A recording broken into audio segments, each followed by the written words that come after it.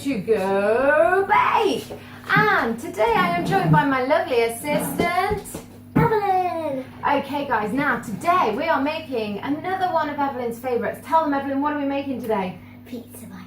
Pizza bites, you heard correct there. So we're going to make a quick soda bread. We're then going to layer that with some tomatoes, some cheese. We're going to roll it like a Swiss roll, chop it up and then sprinkle on some more cheese. So it's a delicious pizza-y, cheesy, gooey mess that is in the perfect bite-sized shape. And plus the other day we also made some scone pizzas. We'll leave a link to that in the description. Thank you, Evelyn. You can tell who the pro is here. So first things first, guys, we need to make this bread. Now, for that we need some strong white flour. Now, at home you can do this half and half with wholemeal if you want to make it that little bit healthier as well. First things first, make sure you've tied your hair back, you've washed your hands, and then you're ready to cook. Now, everything here at Go Bake uses tablespoons and teaspoons. That's so that it's accessible to everyone. So children from as young as 2 can get baking with you. Everything is always level. And to make sure it's level, we use our pointed fingers. Or all your fingers. Or all your fingers, if you're like Evelyn. That's my just to technique. level it off. So we're going to start off with 7 level spoonfuls of strong white flour. Now, if you do want to use wholemeal, I would suggest doing 4 of strong white and then 3 of wholemeal. There we are. Last one for me now. Marvellous. So, Evelyn, pop that in. Whilst Evelyn does that, the reason we're doing soda bread is because it is the quickest bread around. There's no waiting around for it to rise like you have to do with a traditional yeasted bread, which makes it perfect for today. And it has just a lovely, lovely smell, bread aroma going around your kitchen as it cooks. So really do give this a try. Now, the next ingredient, soda bread, is made with exactly that, bicarbonate of soda. We're going to need to add in 1/4 of a teaspoon to our bread mix. Now, for those of you that don't know, if this is a whole, that's a half. Half of a half is a 1/4, and that's what we add in there. Evelyn? If you're still behind putting in the flour, then you should pause the video. Yes, or just play it again from the start, however you want to. So we've got 1/4 of a teaspoon going in there. It's looking good. About that much. Yeah, that looks good to me, Evelyn. Now that's going to help make your dough rise as well. So, a little bit of salt, just a sprinkle.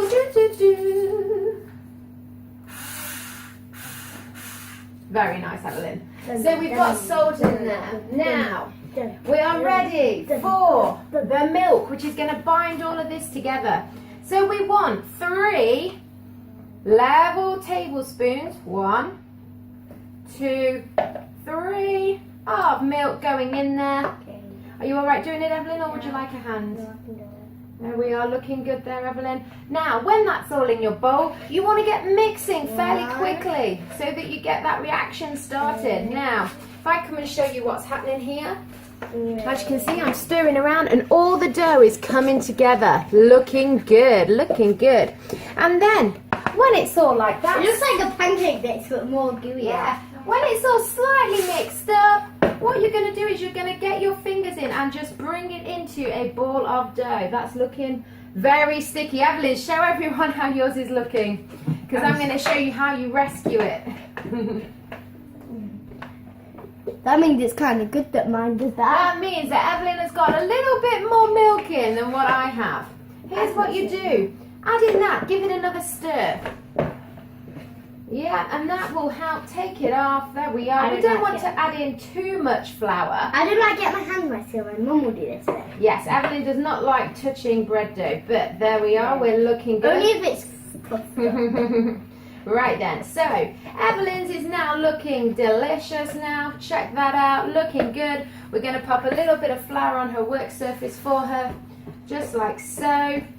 And then mine over here, mine's feeling good. It needs a teeny tiny bit more flour. Again, it shouldn't be really sticky. It should just be slightly tacky. Mine's slimy. Now, I always tend to add in a little bit more water than is necessary because I would rather add in a tiny bit more flour, because if you don't, the flour, too much flour, once you've got a hard dough, it never ever goes right again.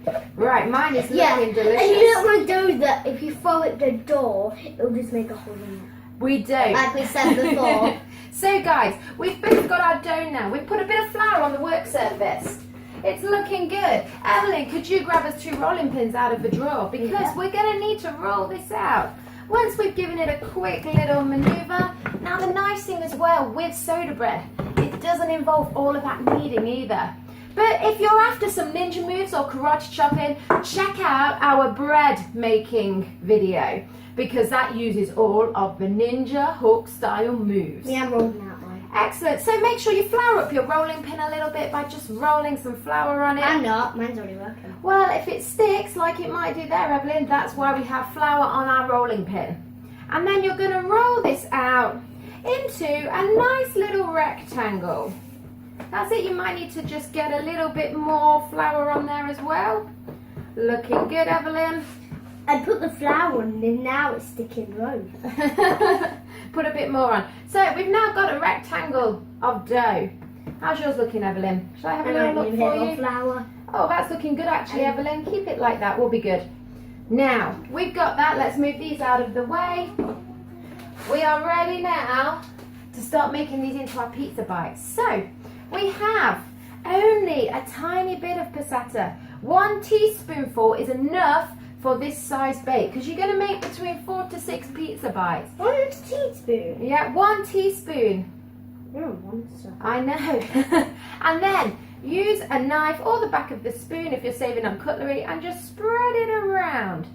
It will look like there's not very much there, as you can see from this one. There is no. But we do not want the tomato to all seep out or make the bread soggy. We want this looking good. Marvellous. If you haven't got passata, instead use tomato sauce and tomato puree. Mix of each, half a teaspoon, half a teaspoon. Talking about tomato puree.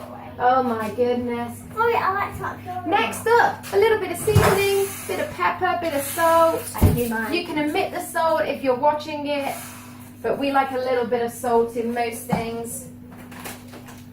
And then, oh my goodness, and there's Evelyn again.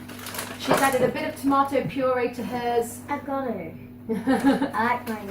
So then, when you've done that, we're going to have a couple of teaspoons of cheese just going in the middle there. Actually, I'll throw some I've your not way. had my salt and pepper. Oh, you've not had your salt and pepper. You never passed them to me. There we are. So we're going to salt and pepper those up. I like to use a mixture. Whoa, Evelyn, whoa! Oh my goodness, that's going to be very salt and pepper. I like salt and pepper. Not quite that much. Right then, we've used a mixture I of... might need a bit more cheese. No, you don't, because we've got more going on. So we've got mozzarella and cheddar mix here. I find that makes it really tasty. But you can use any of your favourite cheese. Now, what we do is we're going to roll this up now. Let's clear the path so you can all see what we're doing.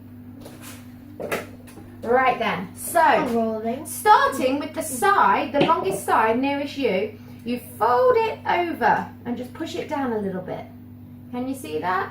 Yeah, and then you just keep going, pushing it in the middle first and just rolling it gently. That's it, guys. It is, you're doing a great job.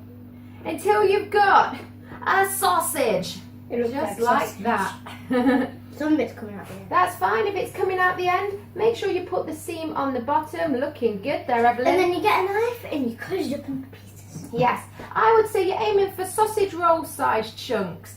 So about an inch. Yeah, looking good there, Evelyn. That looks good to me. Let me grab this knife back. So, I'm going to cut mine today into 4 pieces. There we are. 1, 2, I think I could 3, fit about 4. 5. Yeah, you'll get between 4 to 6 pizza bites depending on how big you want them. You got 4, I got 5. Excellent. Now, we need some greaseproof paper. Again, this is a great way to make sure you don't have much mess to clean up afterwards, and you can even write the children's names on if you're doing more than one at a time. So, Evelyn, scrunch it up. This stops it flying around in the oven, keeps it nice and flat.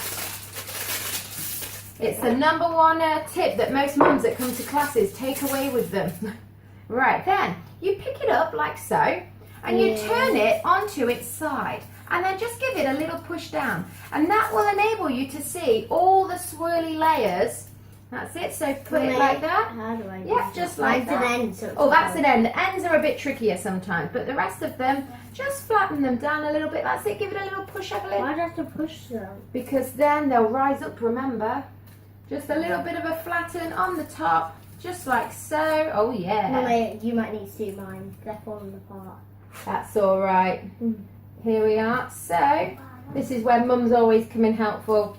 So we've got those on there looking delicious. Make sure they're roughly of the same size. And then just to finish off, we're going to add on a few bits of cheese.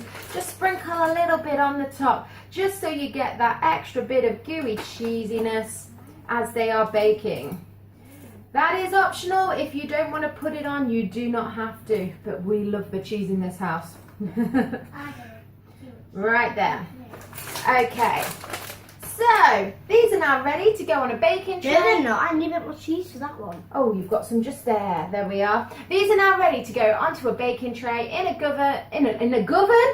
oven, gas mark 6, 200 degrees, for roughly about 10 minutes. They cook quickly. Evelyn, go hit the pause and we will be back with you in 10 minutes time.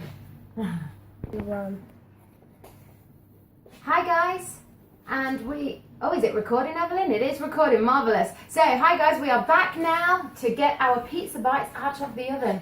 The kitchen is smelling deliciously of melted cheese and bread. Oh, and we've got about 10 seconds left, but Evelyn, I think they're good. So, take them out, honey. You want them a nice golden brown on top and also just around the edges, the cheese. Okay, don't try this at home. All right, Evelyn, are you all right there? There we are. Oh, there we are. I think I've put the tray in a bit funny. Why don't you let me grab these ones today? Oh, no, she's on it. There we are. I put the tray in. Straight over there. Oh, Evelyn, they are looking delicious. Remember, we're not touching the hot tray. And remember, guys, do not let your children, unless they are very well practiced like Evelyn, touch anywhere near the I'm oven. doing this for years. Right then, can you see those delicious pizzery goodness? Oh, yes. Right, we're going to get these off the tray. Right there. So we've got Evelyn. We've got mine. And before we show you them how to eat, before we eat them, should we pause the video and wait for them to cool down? We can do, but for now I can just do a close-up so everyone can see how these look. So, there we are, guys. Can you see those delicious bites of pizzery goodness? And inside is that little swirl of tomato and cheese. Oh, yes. We'll pause and we'll be back in a moment. Right, hang on a minute. Okay, so they've cooled down. I will talk about this one. And I've got that one there so you can see how delicious they are. Right, let's go for it then, Evelyn. Oh, is that one yours? Mm-hmm. That one's yours. Mm-mm. Yeah, good. Very good. Join us next time. Bye.